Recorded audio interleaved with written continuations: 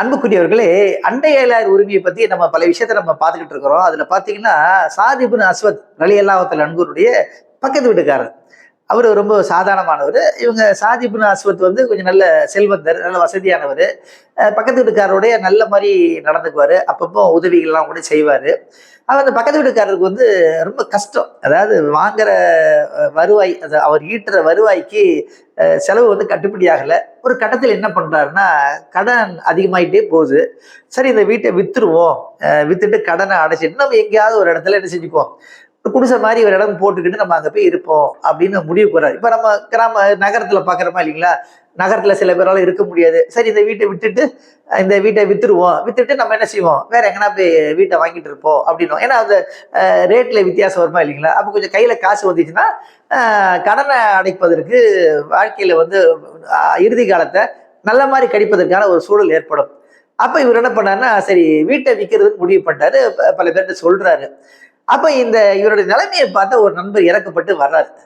அவர் வந்து என்ன பண்றாருன்னா, இந்த சாதித் பின் அஸ்வத்துடைய பக்கத்து வீட்டுக்காரர் இருக்கார் இல்லையா, அந்த கஷ்டப்பட்ட ஏழை, அவர்கிட்ட வந்து, சரி தோழரே, நான் வந்து உங்க வீட்டை வாங்கிக்கிறேன், எவ்வளவு அப்படின்னு கேட்கிறாரு.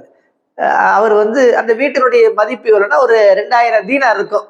அப்ப இவரு என்ன பண்ணாருன்னா 4000 தீனார் அப்படிங்கிறார். சரி, ஒரு கஷ்டப்படுறவரு, அவர் கொஞ்சம் வாங்குவோம், வாங்கிட்டு அவருடைய கஷ்டமும் நீங்கும். இப்ப நமக்கு எத்தனை வீடு இருக்கு, வீட்டை வாங்குறது மூலமாக அவரை ஒரு நல்ல நிலையில வைக்கலாம், கடன்ல இருந்து மீட்டலாம் அப்படிங்கிற எண்ணத்துல அவர் வந்து கேட்கிறாரு. அப்ப அவர் சொல்றாரு, இந்த வீடு வந்து 1,00,000 தீனார் அப்படிங்கிறாரு. கேட்டவருக்கு பெரிய அதிர்ச்சி. ஏங்க, இது 2000 தீனார் தான் போகும், நானே போனா போதுன்னு ஒரு 4000 தீனார்னு சொன்னா, நீங்க பாட்டுக்கு 1,00,000 தீனார்னு சொல்றீங்க, என்ன விக்கிற மாதிரி மனசு இருக்குதா இல்லைங்களா, அது சும்மா நீங்க பேசுறீங்களா அப்படின்னு கேட்கிறாரு. அப்ப இவர் சொல்றாரு, இல்ல தோழரே, உண்மையிலேயே நீங்க நீங்க சொன்னது வந்து சரிதான். என்னுடைய அசலான மதிப்பு 2000 தீனார் தான். ஆனா சாத் இப்னு அஸ்வத் வந்து எங்க வீட்டுக்கு பக்கத்து வீட்டுக்காரர். அவர் ரொம்ப நல்லவர், அவரு கொடையாளி, கருணையா உள்ளவர்.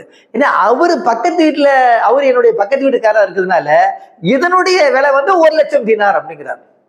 சுபஹானல்லாஹ். கண்ணியத்துக்குரிய சகோதர சகோதரிகளே, இப்ப நம்ம வந்து நகரங்கள்ல அப்படி பார்ப்போங்க. உதாரணமா ஒரு ஒரு மெயினான சாலையில இடம் இருந்துச்சுன்னா, ஏங்க இது வந்து 25 வருஷமா இருக்குதுங்க, இது ஒரு குட்வில் இருக்குங்க, இது கொடுங்கன்னா அது கொடுப்போம். உதாரணமா அந்த கடைக்கு 5,00,000 பொறுமதி அப்படின்னா 20,00,000 வரைக்கும் என்ன செய்வாங்க, வியாபாரிகள் கொடுப்பாங்க. ஏன்னா அந்த கடை அமைஞ்ச பிளேஸு, அது பக்கத்துல இதெல்லாம் இருக்குது, நிறைய கஸ்டமர் இருப்பாங்க, பக்கத்துல ஸ்கூல் இருக்குது, அல்லது பஸ் ஸ்டாண்ட் இருக்குது, அல்லது மெட்ரோ ரயில்வே நிலையம் போற வழியில அமைஞ்சிருக்கிறது.